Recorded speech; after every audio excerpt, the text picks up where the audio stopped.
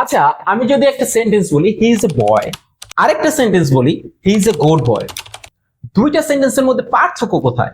গোড কথাটা অবশ্যই, আর এই গোড কথাটাই আজকের ক্লাসের হিরো। ভিডিওটি স্কিপ করবেন, কারণ আজকের এই ভিডিওটা যদি স্কিপ করেন তাহলে অ্যাডজেক্টিভ সারা জীবনের জন্য আপনাকে স্কিপ করবে। কারণ আজকের এই ক্লাসের মাধ্যমে আমি অ্যাডজেক্টিভটা এত সুন্দর করে উপস্থাপন করব, ক্লাস শেষে আর কোনো দিন আপনি অ্যাডজেক্টিভ বলবেন না। অ্যাডজেক্টিভকে আমরা সবসময় জানি ওই সকল ওয়ার্ড যারা আসলে নাউন বা প্রনাউন এর সম্পর্কে দোষ, গুণ, অবস্থা, পরিমাণ, সংখ্যা ইত্যাদি বুঝিয়ে থাকি, তাদেরকে আমরা অ্যাডজেক্টিভ বলি। এটা জাস্ট একটা সংজ্ঞা টাইপ। কিন্তু আমাদের অ্যাডজেক্টিভ চেনার জন্য খুব সহজে ওই সকল ওয়ার্ডকে যারা নাউন এর আগে বসে বা বি ভার্ব এর পরে বসে নাউন সম্পর্কে 5টা প্রশ্নের উত্তর দেবে। 5টা প্রশ্ন কি হতে পারে স্যার? 5টা প্রশ্ন হচ্ছে কোনটা, কেমন, কয়টা, কতটুকু, কার। এই 5টা প্রশ্নের উত্তর ছাড়া অ্যাডজেক্টিভ আর কিছুই না। আজকে আমি তোমাদের সামনে অ্যাডজেক্টিভের যতগুলো প্রকার রয়েছে সবগুলো প্রকারকে এত সুন্দর করে উপস্থাপন করব, এটা আর আমাদের কখনোই ভুল হবে না। তাহলে চলো আসলে দেখা যাক অ্যাডজেক্টিভের প্রকারগুলো কারা হয় এবং তাদের অবস্থান কোথায়। চলো দেখা যাক। তো দেখো শিক্ষার্থী বন্ধুরা, আমি লিখেছি অ্যাডজেক্টিভের প্রকার সমূহ। অ্যাডজেক্টিভের সাধারণত 7টা প্রকার আমি লিখেছি। এই 7টা প্রকারের মধ্যে প্রথমটা হচ্ছে quality adjective, number adjective, quantity adjective, demonstrative adjective, positive adjective, interrogative adjective এবং সর্বশেষ প্রপার অ্যাডজেক্টিভ। এখন এই সবগুলা প্রকারকে খুব সুন্দরভাবে আমরা কোন পদ্ধতিতে আজকে ক্লাসটা করব, দেখো আমি একটা পদ্ধতি লিখেছি। সর্বপ্রথম যে পদ্ধতিটা হচ্ছে তারা এই প্রকারগুলো আসলে কি বোঝায় এইটা আমরা দেখব। কারা হয় আসলে, এই যে অ্যাডজেক্টিভ গুলো লিখেছি এরা আসলে কারা হয় এটা দেখব। কোথায় বসে সেন্টেন্সের, এদের অবস্থানটা কোথায় এবং কোন জায়গায় বসে ওরা তাদের অর্থ প্রকাশ করছে এটা দেখব। সুন্দর একটা এক্সাম্পলের মাধ্যমে বুঝিয়ে দিব এবং এক্সট্রা একটা নোট রয়েছে তোমাদের জন্য। তো চলো দেখা যাক আসলে প্রথম যে প্রকারটা রয়েছে কোয়ালিটি অ্যাডজেক্টিভ, এটা আসলে কি। দেখো কোয়ালিটি অ্যাডজেক্টিভ অর্থাৎ যে 5টা প্রশ্নের উত্তর তোমাদেরকে বলেছিলাম, যে 5টা প্রশ্নের নাউন সম্পর্কে 5টা প্রশ্নের উত্তর দেয়। 5টা প্রশ্ন কি? কোনটা, কেমন, কয়টা, কতটুকু, কার। এর প্রথম যে প্রশ্নটা কেমন, এইটাই দেয় হচ্ছে কোয়ালিটি অ্যাডজেক্টিভ। এবং এরা আমি বলছিলাম একটা পদ্ধতি অনুসরণ করে দেখবো। এই পদ্ধতি প্রথম পদ্ধতিটা হচ্ছে কি বোঝায় আসলে এই কোয়ালিটি অ্যাডজেক্টিভ। এরা সাধারণত মানুষ এবং বস্তুকে বুঝিয়ে থাকে। কারা আসলে মানুষ এবং বস্তুকে বুঝিয়ে থাকে? তারা হচ্ছে good, bad, honest, beautiful, clever, lazy, happy and sad. আমি প্রতিবার কয়েকটা লিখেছি, আরো অনেকগুলো হতে পারে। এবং ওরা বাক্যের আসলে কোন জায়গায় বসে? এরা সাধারণত বাক্যে অবস্থিত যে নাউনটা রয়েছে নাউনে ঠিক আগে বসে, এবং বাক্যে অবস্থিত যদি কোনো টু বি ভার্ব থেকে থাকে, বি ভার্ব থেকে থাকে, তাহলে তার পরে বসে থাকে। বি ভার্ব সম্পর্কে অনেকেরই ধারণা রয়েছে, যদি ধারণা না থাকে আমার এই চ্যানেলে একটা ভিডিও খুব শীঘ্রই আসছে তোমাদের জন্য, দেখে নিও সবাই। চলো আমরা একটা উদাহরণের মাধ্যমে আরেকটু ক্লিয়ার করি। দেখো একটা উদাহরণ লিখেছি, সিয়াম ইজ আ লেজি বয়। আমি যদি শুধু এরকম বলতাম সিয়াম ইজ আ বয়, তাহলে বাক্যটা একটা নর্মাল একটা বাক্যের মতো বুঝে যেত। কিন্তু আমি লিখেছি সিয়াম ইজ আ লেজি বয়, এই বাক্যটাকে আরেকটু সুন্দর করেছে বা বাক্য সম্পর্কে একটু অতিরিক্ত তথ্য দিয়েছে। এখন এই বাক্যের কি কি তথ্যগুলো আমাদেরকে খুব সহজেই অ্যাডজেক্টিভকে আইডেন্টিফাই করতে সাহায্য করবে। এই যে দেখো একটা কথা আছে নাউন, এবং আমি বলেছিলাম এরা সাধারণত নাউনের আগে বসে। দেখো নাউনের আগে বসছে লেজি, এবং এই নাউন সম্পর্কে অতিরিক্ত তথ্য দিয়েছে। এইটাই হলো অ্যাডজেক্টিভ। আর এই অ্যাডজেক্টিভকে আমরা বলি হচ্ছে কোয়ালিটি অ্যাডজেক্টিভ। আর একটু ক্লিয়ার করে দেই। দেখো আরো একটা উদাহরণ লিখেছি, দ্য গার্ল ইজ অনেস্ট। বলেছিলাম ওরা সাধারণত নাউন এর আগে বসে এবং বি ভার্ব এর পরে বসে। দেখো এই যে উদাহরণটা রয়েছে এই উদাহরণের মাধ্যমে ইজ হচ্ছে একটা be verb, am is are was were, is হচ্ছে একটা বি ভার্ব। আর এই বি ভার্বের ঠিক পরই বসেছে অনেস্ট কথাটা। গার্ল ইজ অনেস্ট, নাউন সম্পর্কে একটা তথ্য দিয়েছে এই অনেস্ট কথাটা, এবং এটা সাধারণত বি ভার্ব যেটা ইজ রয়েছে তার ঠিক পর অবস্থান করছে। ঠিক এইরকম যদি কোনো অ্যাডজেক্টিভ আমরা পেয়ে থাকি, এবং দেখো আমার প্রশ্নের সাথে মিলে কিনা, কেমন, সিয়াম কেমন ভালো, দ্য গার্ল ইজ অনেস্ট, বালিকাটি কেমন, উত্তরটা আসে কিনা। যদি এরকম উত্তর আসে তাহলে সেটা হচ্ছে কোয়ালিটি অ্যাডজেক্টিভ। তো চলো দেখা যাক পরবর্তী যে প্রকারটা রয়েছে নাম্বার অ্যাডজেক্টিভ, সেটা কি। নাম্বার অ্যাডজেক্টিভ ওই 5টা প্রশ্নের কথা বলেছিলাম যে নাউন সম্পর্কে 5টা প্রশ্ন উত্তর দিবে। দ্বিতীয় নাম্বার যে উত্তরটা সেটা হচ্ছে কয়টা, অর্থাৎ এটা দিবে নাম্বার অ্যাডজেক্টিভ। অর্থাৎ দেখো আমি পাশে লিখেছি কাউন্টেবল। তাহলে নাম্বার অ্যাডজেক্টিভ আসলে কারা হয়, কোথায় বসে, কি বোঝায় আমরা প্রথমে শুনি। আসলে নাম্বার অ্যাডজেক্টিভ কি বোঝায়? এরা সাধারণত সংখ্যা বোঝায়। কোন ধরনের সংখ্যা? যে সকল সংখ্যা গণনা করা যায়, অর্থাৎ গুনতে পারবে, ওই ধরনের সংখ্যাকে নাম্বার অ্যাডজেক্টিভটা বুঝিয়ে থাকে। তাহলে ওরা কারা হয় একটু দেখি। One, two, many, few, several, each, every ইত্যাদি আরো অনেকগুলো হয়। আমি কয়েকটা লিখেছি তোমাদের বোঝানোর জন্য। এরা সাধারণত বাক্যের কোথায় বসে? এরা সব সময় নাউনের আগে বসে। এরা সব সময় নাউনের আগে বসে থাকবে। একটা উদাহরণের মাধ্যমে বুঝাই। দেখো আমি একটা উদাহরণ লিখেছি যে নাম্বার অ্যাডজেক্টিভ যে বলেছিলাম কয়টা, এই নাউন সম্পর্কে এই প্রশ্নের উত্তর দিবে। দেখো আমি লিখেছি এভরি বয় ওয়াজ প্রেজেন্ট, অর্থাৎ এরা সব সময় নাউনের আগে বসে। এই বাক্যে নাউন কোনটা? আমরা আমাদের নাউনের ক্লাসে দেখেছি আসলে এই নাউনটা হলো বয়। এই বয়ের ঠিক আগে তার অবস্থান। তাহলে আমরা কাকে বলতে পারি? Number adjective. কখন বলতে পারি? আমাদের তো আরো অনেক অ্যাডজেক্টিভ নাউনের আগে বসে, কিন্তু কখন আমরা এই এপিটাকে নাম্বার অ্যাডজেক্টিভ হিসেবে বলবো? যখন এই অ্যাডজেক্টিভটা নাউন সম্পর্কে কয়টা, এই প্রশ্নের উত্তরটা দিল। অর্থাৎ এভরি বয় ওয়াজ প্রেজেন্ট, প্রত্যেকটা বালকই উপস্থিত ছিল। প্রত্যেকটা কয়টা, এই যে কথাটা কয়টা কথাটা আসছে, এই প্রশ্নের উত্তরের ক্ষেত্রে এখন আমরা বলতে পারি এটা হচ্ছে নাম্বার অ্যাডজেক্টিভ। প্রিয় শিক্ষার্থী বন্ধুরা, আমি তোমাদেরকে বুঝিয়েছি আসলে নাম্বার অ্যাডজেক্টিভটা কি এবং খুব সহজে কিভাবে তুমি একটা প্রশ্নের উত্তরের মধ্যে ধরতে পারো। এখন আমরা দেখি পরবর্তী যে প্রকারটা রয়েছে কোয়ান্টিটি অ্যাডজেক্টিভ, এটা আসলে কি।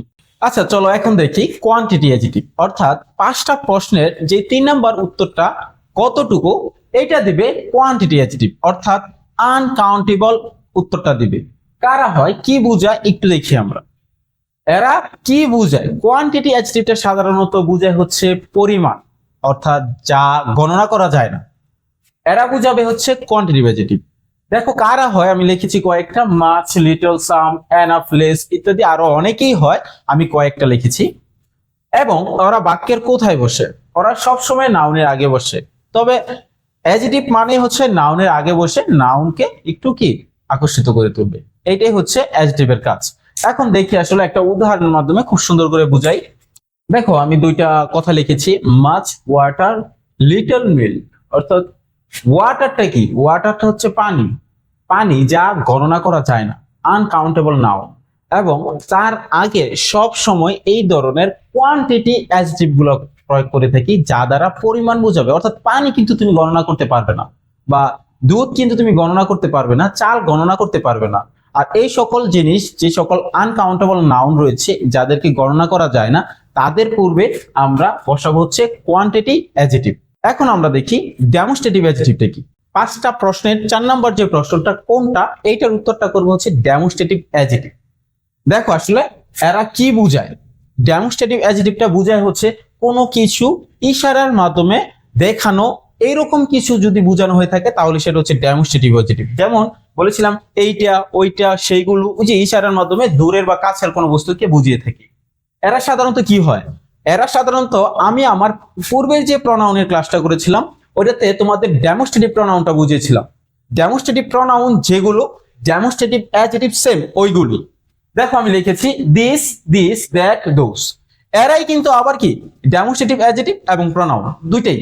কিন্তু এদেরকে খুব সহজে আমরা চিনবো কিভাবে? দেখো একটা নোট লিখেছি, ওরা কই থাকে? থাকে হচ্ছে নাউন এর আগে।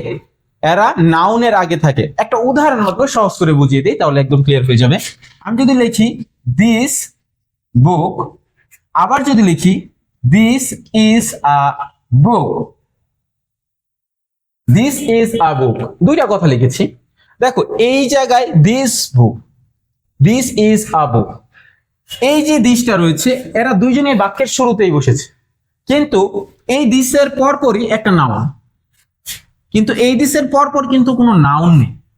এখন কিভাবে বুঝবো স্যার দুইটাই বাক্যের শুরুতে বসছে, কিন্তু কোনটা ডেমনস্ট্রেটিভ অ্যাডজেক্টিভ আর কোনটা ডেমনস্ট্রেটিভ প্রনাউন? বুঝার একমাত্র সহজ উপাদান হচ্ছে এরা নাউন এর আগে বসবে। অর্থাৎ কোন ডেমনস্ট্রেটিভ এর পরপর যদি একটা নাউন তুমি পাও তাহলে সেটা হচ্ছে ডেমনস্ট্রেটিভ অ্যাডজেক্টিভ।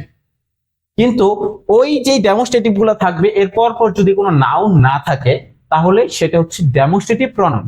তাহলে সে হচ্ছে ডেমনস্ট্রেটিভ প্রনাউন, তারপরে কোনো নাউন নেই। কিন্তু এরপরে যে বুক কথাটা নাউন, এই জন্য সে হয়ে গেছে ডেমনস্ট্রেটিভ অ্যাডজেক্টিভ।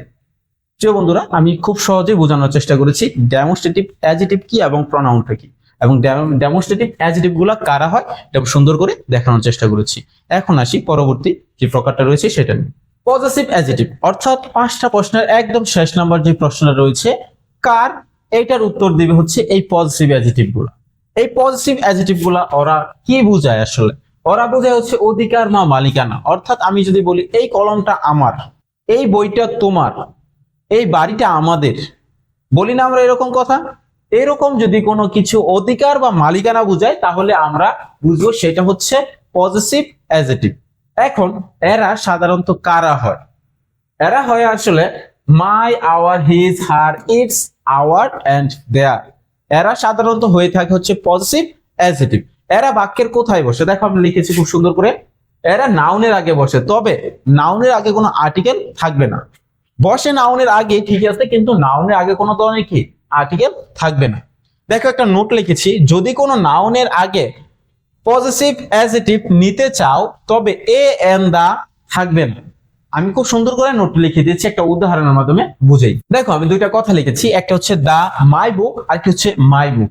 দুইটা কথা লিখেছি। তুমি যখন পড়বে তখন তোমার কাছে আনকমফোর্টেবল মনে হবে যে দা মাই বুক নাকি মাই বুক। অর্থাৎ আমরা জানি পজেসিভ অ্যাডজেক্টিভ যারা আছে তারা আসলে মালিকানা বা অধিকার বোঝায়।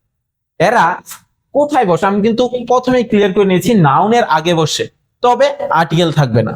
অর্থাৎ যদি কোনো পজিটিভ অ্যাডজেক্টিভ নিয়ে তুমি কিছু বলতে চাও তবে সেই ক্ষেত্রে তুমি কোনো ধরনের আর্টিকেল এ এন দা ব্যবহার করতে পারবে না। এই ক্ষেত্রে দেখো এই জায়গায় যে বুক নাউন, ঠিক আছে, এই জায়গায় তুমি যেই মাই কথাটা পজিটিভ অ্যাডজেক্টিভ নিলা, ঠিক আছে, কিন্তু এই দাটার জন্য এটা ভুল হয়ে গেল। অর্থাৎ পজিটিভ অ্যাডজেক্টিভের ক্ষেত্রে নাউনের আগে এবং তার আগে তুমি কোনো ধরনের অ্যাডজেক্টিভ ব্যবহার করতে পারবে না। কিন্তু দেখো পরবর্তীতে যেটা লিখেছি মাই বুক, এই ক্ষেত্রে কিন্তু আমার বই, অধিকার বুঝাচ্ছে বইটা আমার, কিন্তু কোনো ধরনের আর্টিকেল ব্যবহার হয়নি। অর্থাৎ পজিটিভ অ্যাডজেক্টিভের ক্ষেত্রে তুমি কোনো ধরনের আর্টিকেল ব্যবহার করতে পারবে না। এটাই হচ্ছে পজিটিভ অ্যাডজেক্টিভ ধরা বা বোঝার একমাত্র কৌশল। অর্থাৎ পজিটিভ অ্যাডজেক্টিভের আগে কোনো ধরনের আর্টিকেল ব্যবহার হয় না। এখন আসি আমরা অ্যাডজেক্টিভের যে পরবর্তী প্রকারটা রয়েছে ইন্টারোগেটিভ অ্যাডজেক্টিভ, এটা নিয়ে একটু কথা বলি।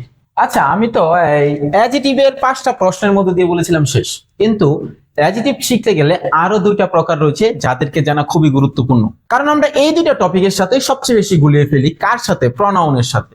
কেমন করে গুলিয়ে ফেলি? আমরা জানি হচ্ছে অ্যাডজেক্টিভের ক্ষেত্রে এবং প্রনাউনের ক্ষেত্রে অনেকটা মিল রয়েছে কিছু কিছু টপিকের ক্ষেত্রে। এর মধ্যে অন্যতম একটা টপিক হচ্ছে ইন্টারোগেটিভ অ্যাডজেক্টিভ, অর্থাৎ প্রশ্ন প্লাস নাউন। তারা কারা হয় এবং কিভাবে আমরা গুলিয়ে ফেলি আমরা একটু দেখি। দেখো এই জায়গায় লিখেছি কি বোঝায় আসলে ইন্টারোগেটিভ অ্যাডজেক্টিভটা কি বোঝায়। ওরা বোঝায় হচ্ছে কোনটা, কার, কি এমন প্রশ্ন করতে ব্যবহার হয়ে থাকে। খুব স্পষ্টভাবে দেখো, ওরা সাধারণত নাউনের আগে বসে এবং প্রশ্নবোধক বাক্য তৈরি করে। এবং তারা কারা হয়, এই জায়গায় সবচেয়ে বড় সমস্যাটা, ওরা হয় হুইচ, হোয়াট, হোজ। এখন আমি যখন তোমাদেরকে প্রনাউনের ক্লাস করিয়েছিলাম, ওই প্রনাউনের ক্ষেত্রে ইন্টারোগেটিভ প্রনাউনের ক্ষেত্রে আমি তোমাদেরকে বুঝিয়েছিলাম যে হোয়াট, হুইচ, হোম ওরাও সাধারণত কি ইন্টারোগেটিভ প্রনাউন। এই জায়গায়ও ইন্টারোগেটিভ অ্যাডজেক্টিভের ক্ষেত্রে হুইচ, হোয়াট, হোজ তারাই আসলো। তবে স্যার বুঝবো কিভাবে আসলে ওরা ইন্টারোগেটিভ প্রনাউন নাকি ইন্টারোগেটিভ অ্যাডজেক্টিভ? বোঝার একটা কৌশল তো লাগবে অবশ্যই, আর আজকের এই কৌশলটার জন্যই আমার এই ক্লাসটা। চলো আসলে একটা উদাহরণের মাধ্যমে দেখি আসলে কিভাবে তাদেরকে সহজেই আলাদা করা যায়। দেখো আমি 2টা উদাহরণ লিখেছি। Which book is yours, whose pen is this. এই যে 2টা বাক্য আমি লিখেছি, মানে সেন্টেন্স 2টা, এই 2টার মধ্যে 2টা জায়গায় দখল করে নিয়েছে হুইচ, হোজ। অর্থাৎ এই হুইচ আমরা প্রনাউনের ক্ষেত্রে দেখেছি, হোজ প্রনাউনের ক্ষেত্রে দেখেছি। এখন এসে ইন্টারোগেটিভ অ্যাডজেক্টিভের ক্ষেত্রেও দেখছি কি হুইচ, হোজ। তবে এদের দুজনকে আমরা কখন প্রনাউন হিসেবে চিহ্নিত করব, কখন ইন্টারোগেটিভ অ্যাডজেক্টিভ হিসেবে চিহ্নিত করব, এটা জানা খুবই গুরুত্বপূর্ণ। না হলে আমাদের পরীক্ষার খাতা থেকে শুরু করে সব জায়গায় আমরা সব সময় ভুল করে আসব। এখন আমি একটা ট্রিক এর মাধ্যমে তোমাদেরকে খুব সহজেই বুঝিয়ে দিচ্ছি। দেখো আমি লিখেছি নাউন এর আগে বসে প্রশ্নবোধক বাক্য তৈরি করবে।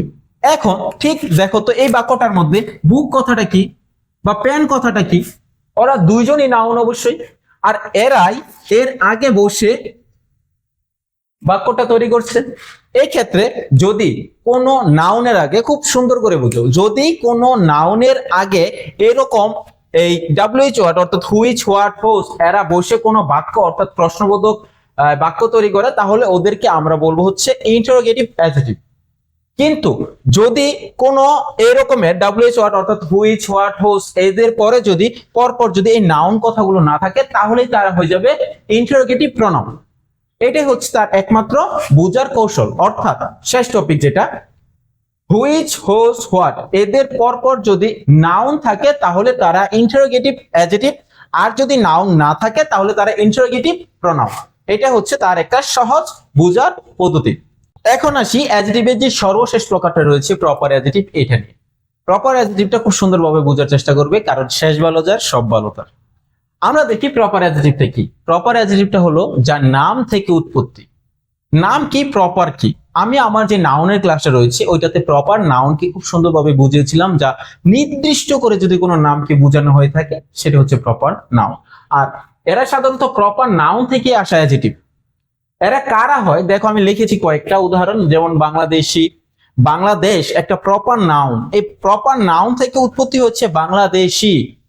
দেখো লিখেছি মুসলিম, তারপর লিখেছি ইংলিশ, ইন্ডিয়ান, ইন্ডিয়া একটা নাম, ইন্ডিয়ান এটা প্রপার নাউন থেকে আসে একটা অ্যাডজেক্টিভ। কোথায় বসে, নাউনের আগে বসে। আমি একটা উদাহরণের মাধ্যমে ক্লিয়ার করে দিচ্ছি।